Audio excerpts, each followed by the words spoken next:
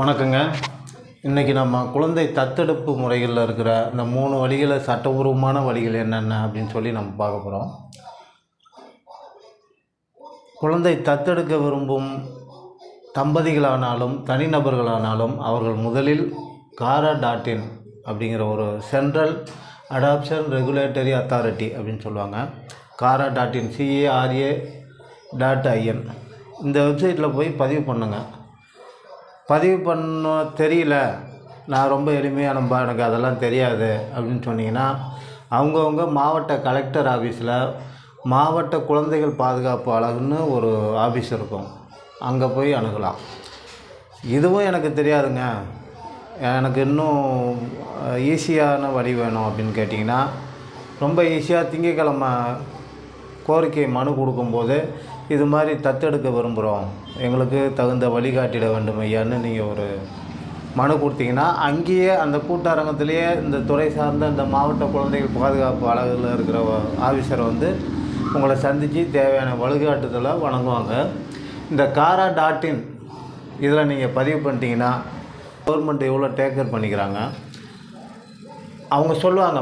அந்த அதிகாரி மாவட்ட குழந்தைகள் பாதுகாப்பு அலகு அதிகாரி உங்கள் 2 பேருக்கும் தம்பதிகளுக்கு உள்ளார கூட்டுனா 90 வயசு இருந்தால் அவங்க இந்த வயசுக்குள்ளார உள்ள குழந்தைய எடுத்துக்கலாம், 100 வயசு இருந்தால் குழந்தை இந்த வயசுலேருந்து இந்த வயசுக்குள்ளார ஒரு குழந்தைய தான் எடுத்துக்கலாம் அப்படிங்கிற மாதிரி அதெல்லாம் உங்களுக்கு தகுந்த வழிகாட்டுதல் பண்ணி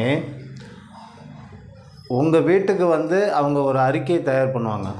நீங்கள் வந்து ஃபிசிக்கலி, அதாவது உடல் ரீதியாக நல்லா இருக்கீங்களா, மென்டல் ரீதியாக நல்லா இருக்கீங்களா, ஃபைனான்சியல் ரீதியாக நல்லா இருக்கீங்களா, ரிலேஷன்ஷிப் ரீதியாக நல்லா இருக்கீங்களா, ஒரு குழந்தைய கொடுத்தா எந்த பிரச்சனையும் இல்லாமல் சமுதாயத்தில் உங்களால் கொண்டு வந்துட முடியுமா அப்படின்னு சொல்லி அவங்க ஒரு அறிக்கை ஒன்று அவங்க தயாரித்து அதை அவங்க மேலிடத்துக்கு அனுப்புவாங்க. ரைட்டு, இவங்களுக்கு குழந்தை கொடுக்கலாம், இப்படி இருக்குதுன்னு சொல்லி அவங்க முடிவு பண்ணுறதுக்காக அதெல்லாம் அவங்க பார்த்துக்குவாங்க.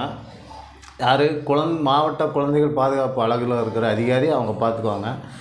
இது எல்லாமே சூட் ஆகிடுச்சு, மேட்ச் ஆகிடுச்சு, உங்களுக்கு கொடுக்கலாம் அப்படிங்கும்போது அவங்க உங்களுக்கு மெசேஜ் பண்ணி உங்களுக்கு சொல்லுவாங்க. அப்புறம் உங்களுக்கு குழந்தையும் காட்டுவாங்க, 3 குழந்தைய உங்களுக்கு காட்டுவாங்க. அதில் மேட்ச் ஆனது உங்களுக்கு பிடிச்ச மாதிரி நீங்கள் சில சஜஷன்லாம் சொல்லியிருப்பீங்கள, அதுக்கெலாம் தகுந்த மாதிரி தான் அவங்க உங்களுக்கு இது பண்ணுவாங்க.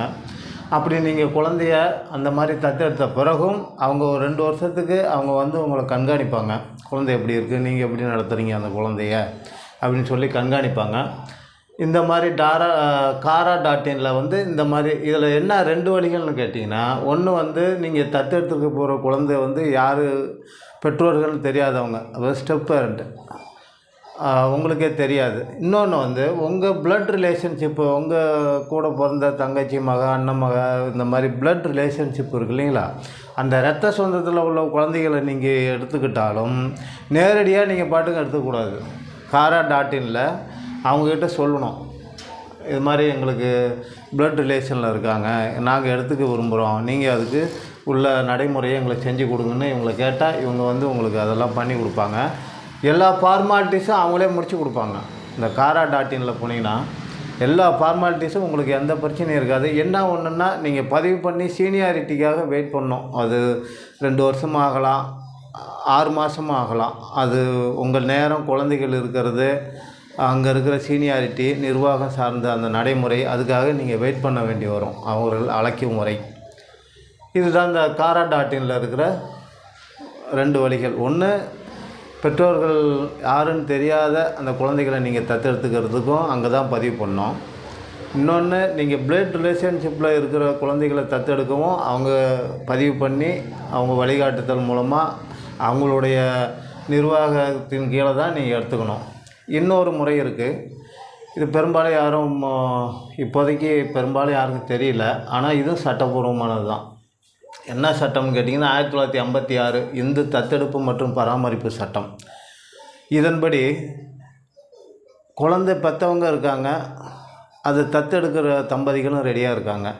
அவங்க 2 பேரும் என்ன செய்வாங்கன்னா, சரி நான் கொடுக்குறேன், நீங்கள் எடுத்துக்கிறீங்க, உங்களுக்கு கொடுக்க எனக்கு சம்மதம் அப்படின்னா வாங்கன்னு சொல்லி ரிஜிஸ்டர் ஆஃபீஸ் போயிட்டு பத்திரம் பதிவு பண்ணிக்கணும். அது சட்டபூர்வமான முறை தான்.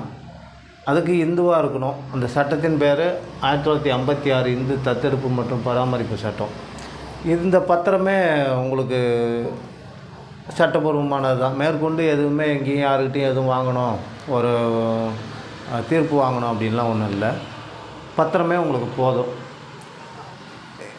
அதாவது தத்து கொடுக்குறாங்க, நீங்கள் எடுத்துக்கிறீங்க.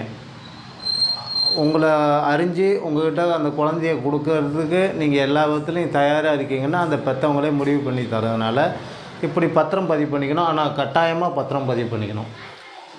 இதுதாங்க இப்போ சட்டப்பூர்வமாக குழந்தை தத்தெடுக்கிற வழிமுறைகள்.